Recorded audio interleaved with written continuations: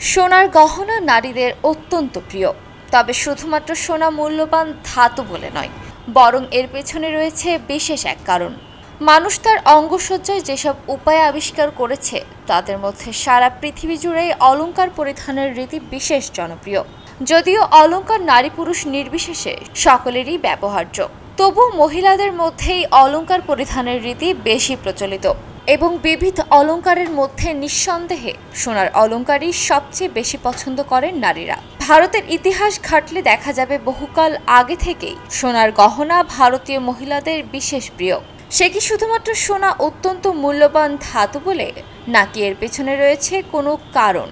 আয়ুর্বেদ শাস্ত্রে বিশেষজ্ঞরা বলছেন, আয়ুর্বেদ শাস্ত্রে ধাতুকে রোগ প্রতিরোধ ও চিকিৎসার ক্ষেত্রে ব্যবহার করা হয়। বিশেষ প্রক্রিয়ায় ধাতুকে শোধন ও মারণের মাধ্যমে যে ধাতুভস্য প্রস্তুত করা হয় তা শরীরের পক্ষে বিশেষ উপকারী বলেই মনে করা হয়। সমস্ত ধাতুর উপকারী গুণ অবশ্য একরকমের নয়। আয়ুর্বেদ শাস্ত্রে সোনাকে বিশেষ উপকারী বলে মনে করা হয়। শরীরের নানা অংশের উপকার করার সঙ্গে অস্থি এবং হাড়ের পক্ষে স্বর্ণভস্য বিশেষ উপকারী বলে মনে করে আয়ুর্বেদ শাস্ত্র। অলংকার পরিধান করলে স্বর্ণের এই বিশেষ গুণই শরীরের হিত সাধন করে বলে ব্যাখ্যা দেওয়া হয়েছে।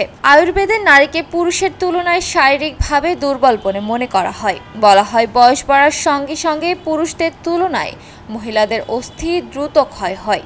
সন্তান ধারণ ও সন্তান প্রসবের ফলে এই ক্ষয় আরও দ্রুত গতিতে ঘটে। এই কারণেই প্রাচীনকালে মহিলাদের মধ্যে স্বর্ণালংকার পরিধানের বিশেষ রীতি প্রচলন করেছিলেন আয়ুর্বেদ শাস্ত্রীরা। তারা দেখেছিলেন, অলংকার রূপে স্বর্ণকে যদি শরীরের সংস্পর্শে রাখা যায় তাহলে মহিলাদের শরীর তুলনামূলকভাবে অনেকটা নীরব থাকে, তাদের হাড়ের জোরও বৃদ্ধি পায়। এই মতবাদের বৈজ্ঞানিক ভিত্তি নিয়ে যেমন সংশয় রয়েছে, তেমনি ঐতিহাসিকরাও স্বর্ণালংকার পরিধানের এহেন ইতিহাসকে প্রশ্নাতীত বলে মনে করছেন না। তাছাড়া এই যুগের নারীরা যদি সোনার গয়না পরাকে স্বাস্থ্যকর বলে মনেও করেন, তাহলেও গা ভর্তি সোনার গয়না পরার আর্থিক সামর্থ্য অধিকাংশ ভারতীয় মহিলারই যে নেই তা বলাই বাহুল্য। খবরের কাগজ, নিখাদ, নির্ভীক, নিরপেক্ষ।